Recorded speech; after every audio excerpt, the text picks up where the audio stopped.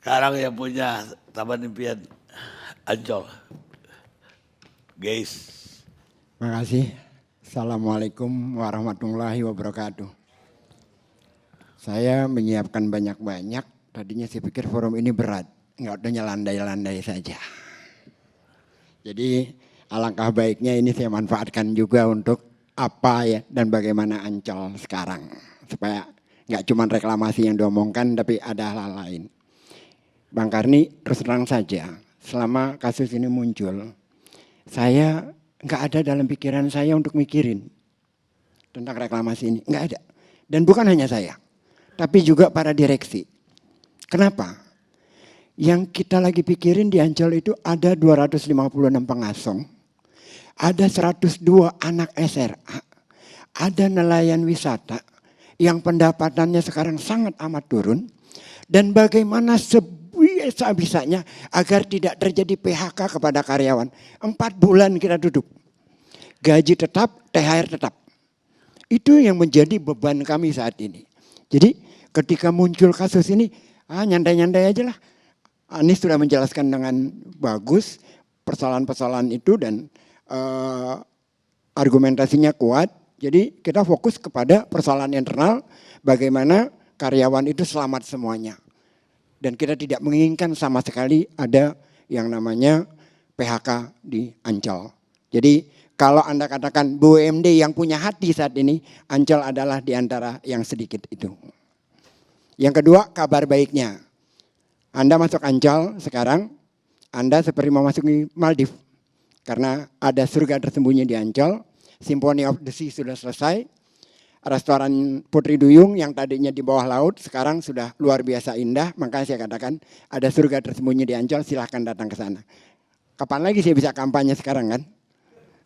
Oke. Tapi terus usia saya udah gak boleh ke sana. Boleh Bang, pagi itu boleh. Dan ditunggu Bang, karena sehat sekali olahraga di Ancol itu. Terus saya ingin menarik pembicaraan Mbak Susan ya Mbak ya, tentang pantai publik.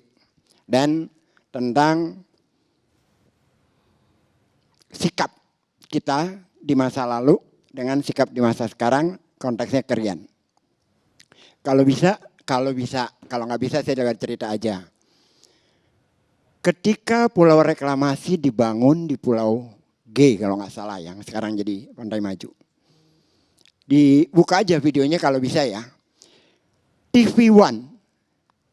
Program fakta namanya Balkis memasuki pulau itu ditolak, diusir. Lantas dia pakai perahu nelayan. Apa yang terjadi? Dikejar-kejar oleh patroli. Kita anak bangsa, warga negara Indonesia, warga Jakarta tidak punya kedaulatan terhadap 4 pulau itu. Kita tidak bisa masuk, diawasi dengan ketat dan menjadi warga negara kelas 2. Karena kita tidak bisa memasuki daerah yang ada di tanah air kita. Sekarang, pulau itu yang Anda katakan tadi tidak bisa diakses, tidak menjadi pantai publik. Tolong Anda jalan-jalan Sabtu atau Minggu, paling enaknya di situ. Sekarang namanya Pantai Maju. Ada ribuan orang Mbak, penuh sekali. Bebas merdeka anak bangsa masuk ke sana. Ketika itu terjadi, kebijakan yang lama, yang kita anak bangsa tidak bisa masuk, dipuja-puji. Ketika itu dibebaskan untuk kita semua, dihujat. Ini kan terbalik, mental kita seperti apa sebenarnya? Ini persoalan mental, persoalan integritas. Gak tahu kali bahwa sekarang terbuka. Bukan kepada dia. Kalau Mbak Susan ini saya senang-senang aja lah, teman-teman yang ngurusin nelayan. Wali mana wali? Saya itu kalau mau wali lebih suka kita digebukin supaya kita benar jalannya gitu loh. Tapi kalau sama yang lain-lain, mohon maaf saya nggak percaya. Karena beda posisi, beda lagi jalannya, pandangannya. Misalkan beda posisi, beda pandangannya. Ditanya Anda setuju atau tidak reklamasi? Jawabannya itu kalau bermanfaat bagi rakyat. Yang sekarang ini jauh lebih bermanfaat bagi rakyat, jelas fakta. Tidak ada orang yang akan diusir dari sana. Yang kemarin itu orang diusir. Ini transparan, nggak seperti KTP yang ngumpet-ngumpet itu loh. Kita nggak main KTP yang ngumpet-ngumpet. Kita terbuka. Dan proyek reklamasi yang sekarang ini tidak tersembunyi-sembunyi. Makanya tidak ada yang kena kasus jerat korupsi. Kalau yang kemarin kan ada. Sampai KPK menyatakan ada grand corruption di pelaksanaan reklamasi. Walaupun sebenarnya cuma beberapa orang yang kena, tapi bahasa awalnya kan kita kaget. Ada grand corruption. Kenapa begitu? Karena ada sembunyi-sembunyinya. Yang sekarang nggak ada, terbuka aja. Ada, saya tarik ke soal Hotel Dufan. Bos, jalan-jalan bos. Dufan Hotel itu adanya di sebelah Putri Duyung, kagak ada urusan dengan reklamasi. Itu udah rencana lama gitu lah. Nah, terus menghakimi tentang Ancol. Ancol Residences bang, Ancol Residences. Thank you dari klarifikasi, terima kasih. Ancol Residences bang. Nggak ada proyek itu. Oh, sorry, kalau nggak ada proyeknya ini ada di business plan. Artinya jawaban dari kami, terima kasih sudah diklarifikasi. Tidak ada Ancol Residences. Mungkin yang Anda maksud Putri Duyung pengembangannya kali. Karena bukan, Ancol Residences apakah akan ada di Pulau Reklamasi itu aja sih bang. Nggak ada. Jadi gini. Pada saat izin ini diurus, saya itu sudah keras dari awal. Pertama soal AMDAL. Yang kedua pemanfaatannya untuk apa? Pantai publik ada bukan? Jadi kalau soal posisi, saya sama kamu Susan sama ya. Posisi soal ini gitu. Kita beda ininya aja, kebutuhan yang sekarang kenapa saya kayak ini? Oh ya karena ada kebutuhan gitu. Tapi kalau soal pantai publiknya apa segala macam kita sama. Posisinya di situ. Jadi yang nanti itu belum ada bahasan rinci belum. Tetapi bahwa itu akan dibangun properti segala macam, nggak ada itu. Yang kita inginkan adalah ini benar-benar pemanfaatkan untuk masyarakat Jakarta. Nelayan di sana adalah nelayan wisata, bukan nelayan penangkapan ikan, bukan. Adanya nelayan wisata. Dan itu juga selama ini kita pikirkan kehidupan mereka. Apalagi di saat situasi pandemi seperti ini. Nah, terus saya ingin menarik lagi adalah keberanian Anies. Ini secara psikologis pengen ungkapkan di sini. Kalau dia tidak buat ini, dia tidak keluarkan pergubnya, kan aman kan? Nggak ada persoalan buat dia. Tidak jadi judul Anies ingkar janji. Sebagian pemimpin kita nggak berani ngambil resiko itu. Biarin aja nanti aja kalau mau diterusin nunggu gua kelar. Tapi dia tidak. Ini ada kebutuhan Jakarta. Pemindahan lahannya ke Ancol. Proyeknya sudah pernah ada 2009 sampai sekarang. Dan belum pernah dicabut. Dia keluarkan. Dia ambil resiko itu. Konteksnya juga beda. Kalau dikatakan tadi ini pulaunya sama. Pulau yang Anda katakan sama itu karena cara berpikir Anda itu kepada yang kemarin. Bagaimana bisa sama antara 320 hektar menjadi 120? Pulau L itu 320. Pulau K itu 135, hanya jadi 35. Dipotong semua oleh Anies. Kalau mau buka semuanya, Ancol itu punya 1000 hektar. Dengan pulau-pulau yang lain. Enggak ada. Dikasih hanya yang sesuai kebutuhan dari Jakarta. Jadi utamanya kebutuhan Jakartanya dulu, bukan kebutuhannya Ancol. Jakarta punya kebutuhan untuk limpahan dari waduk dan sungai, dikasih ke Ancol gitu. Jadi yang butuh Jakarta, bukan Ancol. Kalau Ancol butuh, yang 1000 hektar kemarin dong balikin. Jadi kaya raya gitu tuh. Otaknya kapitalis itu. Yang sekarang enggak, udah buat Ancol yang juga hanya menjadi pantai publik. Bukan menjadi lahan-lahan yang untuk properti dan sebagainya. Kira-kira itu. Saya menarik lagi adalah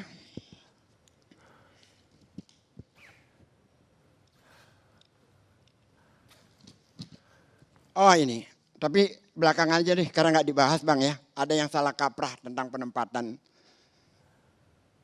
Masjid Apung, tapi nggak usah saya bahas lah. Kalau dibahas baru saya terangkan itu loh. Karena tapi di publik udah banyak yang salah itu. Tapi nggak perlu saya bahas sekarang. Saya kira itu dulu. Terima kasih. Assalamualaikum warahmatullahi wabarakatuh. Bang Kani. Jadi kalau itu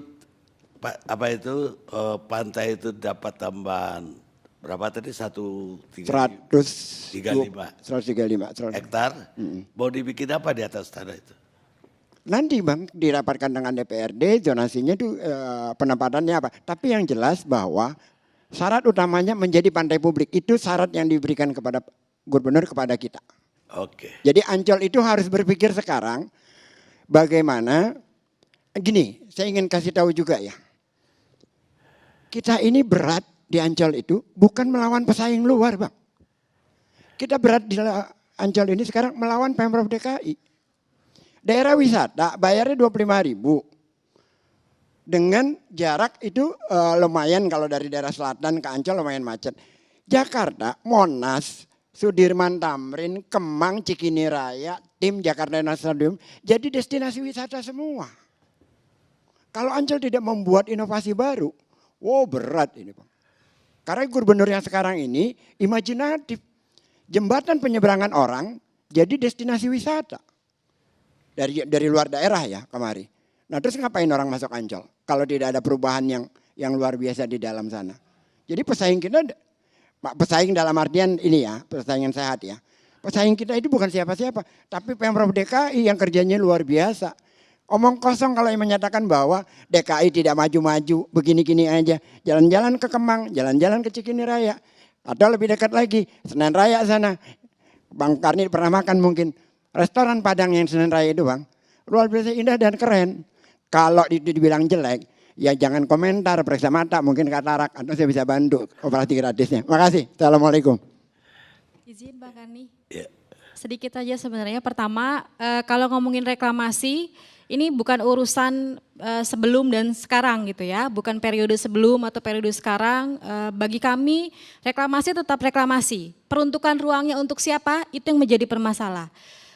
Kemudian kalau kemudian dalam konteks reklamasi dia masih merampas ruang hidup masyarakat bahari, maka itu wajib ditolak. Jadi tidak ada urusan antara Ahok dan Anies. Bagi kami sedari awal kawan-kawan di Amuk Bahari di KSTJ itu konsisten melawan dua-duanya gitu ya.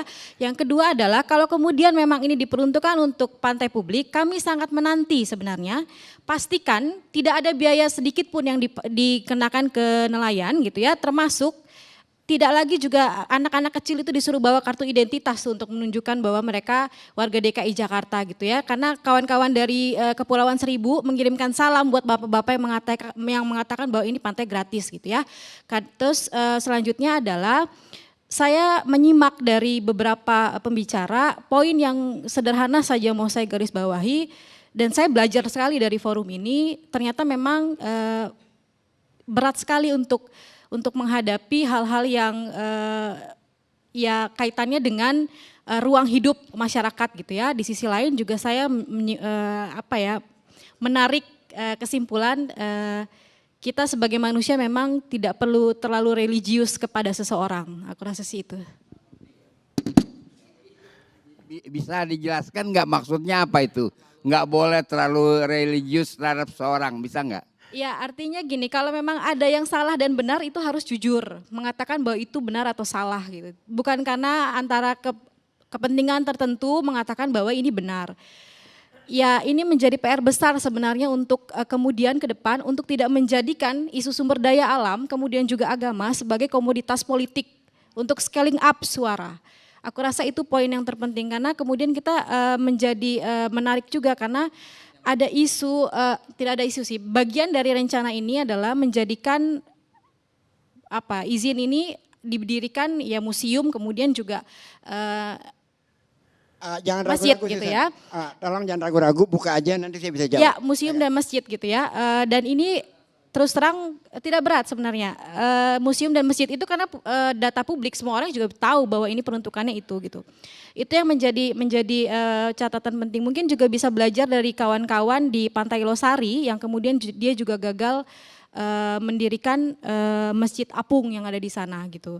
Nah, yang menarik lainnya saya lupa tadi menambahkan berarti 155 hektar ini masih belum punya rencana mau diapakan gitu. Nah, ini terus terang kita memberikan catatan merah untuk memastikan bahwa ini terbuka untuk publik. Tidak lagi ujuk-ujuk datang gitu ya dengan konsep yang tidak melibatkan masyarakat dan tentu perlu diingatkan belajar dari Kepgub yang keluar tiba-tiba juga gitu ya. Ini ada proses yang kemudian dipastikan bahwa semua masyarakat terlibat. Tidak ada barang pesanan di dalam perlawanan masyarakat, tidak ada yang dipesan di sini. Melawan ya melawan dengan cara yang paling terhormat. Ya, saya menjelaskan dengan cara yang mulia. Tentang, Silakan. saya izin Bang Arya ya. Pertama, tadi saya suka itu diungkap supaya sekaligus saya mengklarifikasi, bukan mengklarifikasi, memberikan jawaban terhadap berbagai pernyataan yang salah. Masjid, yang dimaksud Masjid Apung. Masjid Apung itu tidak ada berada di lahan reklamasi. Ya, jadi kalau Masjid Apung adanya di lahan reklamasi, saya udah jawab kemarin dari teman PSI ngomong itu juga, itu namanya Masjid Nongkrong, bukan Masjid Apung.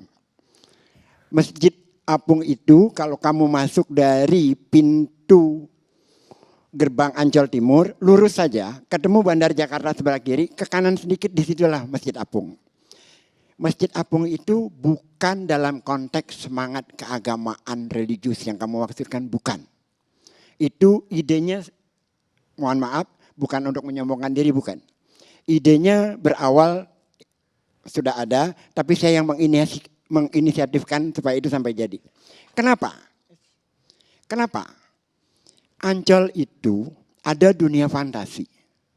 Dufan, remaja sampai dewasa. Ada Atlantis, anak-anak umur 50 sampai 10 tahun. Untuk umur 40 ke atas di mana? Dan saya awalnya begini Bang, ini agak panjang dikit ya. Awalnya gini, saya nonton di bioskop 21 ada iklan kulkas. Di iklan kulkas itu tidak dijual efisiensi listrik dan durasi waktu pemakaian, bukan. Yang dijual adalah sertifikat halal dari kulkas. Saya heran apa hubungannya sertifikat halal dengan kulkas itu sendiri. Artinya bahwa perusahaan ini membidik kelas menengah muslim yang gemuk. Nah, waktu Ustadz Haikal itu membuat demo itu, saya membaca hotel bintang 5 dari ujung ke ujung itu penuh. Artinya kelas menengah Islam ini gemuk. Ini pasar untuk menambah wisatawan, wisata religi ke Ancol.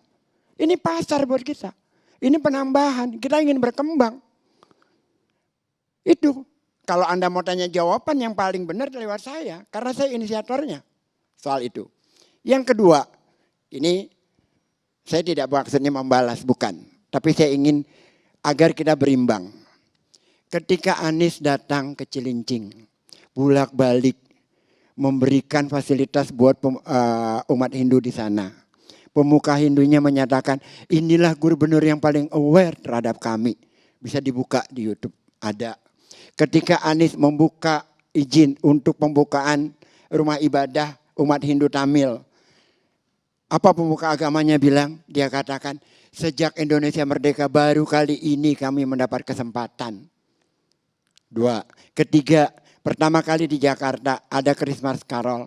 Itu di ruang-ruang publik dilakukan oleh Anies. Tapi ketika dia bercerita tentang Museum Rasulullah yang memang satu cerita dengan reklamasi ini, langsung dikatakan ini membangun semangat keagamaan. Ini mempolitisasi agama. Nggak adil betul sikap kita terhadap Anies ini. Itu fakta. Terima kasih. Halo Pak Anies, Pak Karni sebentar saya mau tanya Ges. Pak Ges itu kelenteng di Ancol masih ada nggak? Masih, dan itu satu-satunya kelenteng yang babi tidak boleh dimakan di situ. Iya, terima kasih. Baik. Pemirsa, saya tawarkan kepada musuh-musuh saya.